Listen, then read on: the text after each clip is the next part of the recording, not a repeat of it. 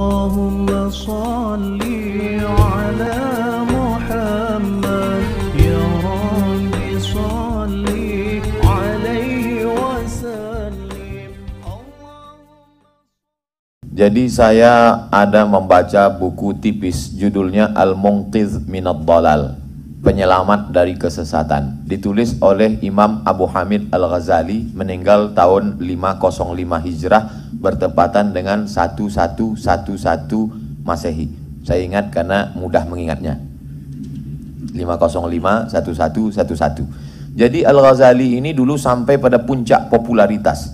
Kalau dia ceramah di Baghdad, maka yang mengikut dia di belakang itu 70.000 orang. Jadi sangat populer waktu itu. Belum ada YouTube aja udah begitu terkenalnya. Bagaimana kalau Al-Ghazali itu hidup sekarang? Lalu sampai pada puncak popularitas itu, Al-Ghazali menjadi rektor di Universitas Nizamiyah. Nama rajanya waktu itu Nizamul Muluk. Usianya 37 tahun.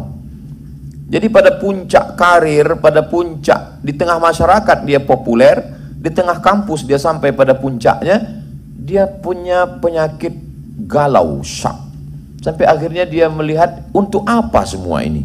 Jabatan dengan popularitas ini untuk apa? Dia melihat di tepi sungai ada kayu. Kayu itu bengkok. Tapi kemudian ketika ditarik kayu itu lurus. Betapa ternyata mata ini menipu.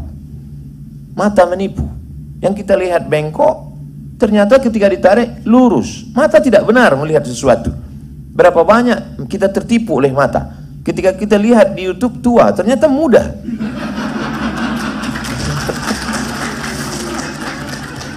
Akhirnya Al-Ghazali merasakan ada suatu keraguan tentang panca inderanya.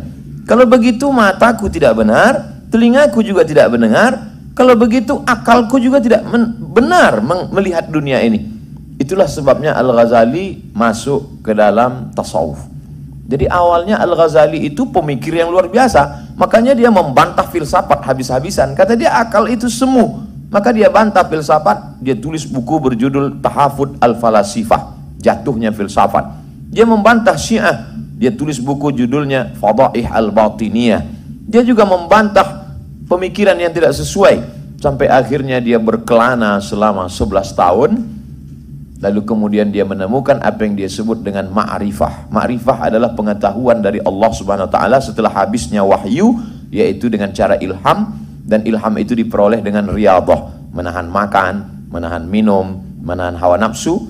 Akhirnya dia sampai pada puncak pengetahuan yang sempurna itu ketika dia ditanya orang, "Apa ma'rifah itu wahai Ghazali?" Ghazali menjawab, "Nurun yaqdhifullahu fi qalbi 'abdi", cahaya yang ditembakkan ke dalam hati seorang hamba. Jadi ketika kita lawan keinginan-keinginan ini, maka disitulah Allah akan memberikan suatu pengetahuan yang sempurna.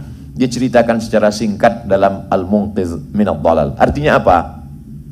Bahwa segala yang kita lihat ini belum tentu hakikat yang benar. An-nasu niyam, kata Sayyidina Ali. Manusia ini seperti orang tidur. Kita ini semua tidur. Falamma matu intabahu. Nanti ketika dia mati barulah dia sadar bahwa dia sebenarnya dalam tidur panjang dengan mimpi yang indah sekali. Ada yang mimpi jadi ustadz viral, ada yang mimpi jadi guru besar. Dan setelah mati barulah sadar, sementara yang kita bawa bekal mati itu sebenarnya hanyalah 2 rakaat di waktu pagi duha, 2 rakaat di tengah malam, dan beberapa khutbah di masjid yang menyegarkan umat.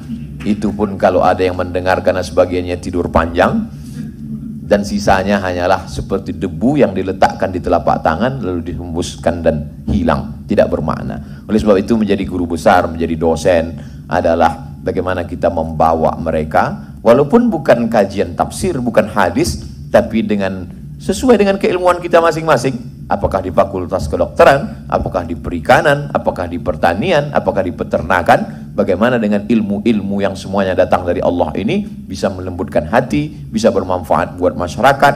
Apakah ada jaminan orang belajar hadis lebih dulu masuk surga daripada peternakan? Belum tentu. Inna akramakum indallah atqakum. Yang paling mulia di sisi Allah, yang paling takut kepada Allah. Yang paling mengerikan itu adalah ada orang yang kelihatannya mencari dunia, tapi sebenarnya dia cari akhirat.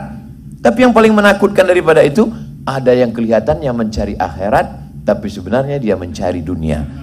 Oleh sebab itu, saya selalu merasa, jangan-jangan kau Abdul Somad diundang ceramah, diundang khutbah, diundang doa, diundang tabligh akbar, nampaknya kau seperti mencari akhirat, tapi sebenarnya yang kau cari dunia. Yang kau cari berapa subscriber, berapa follower.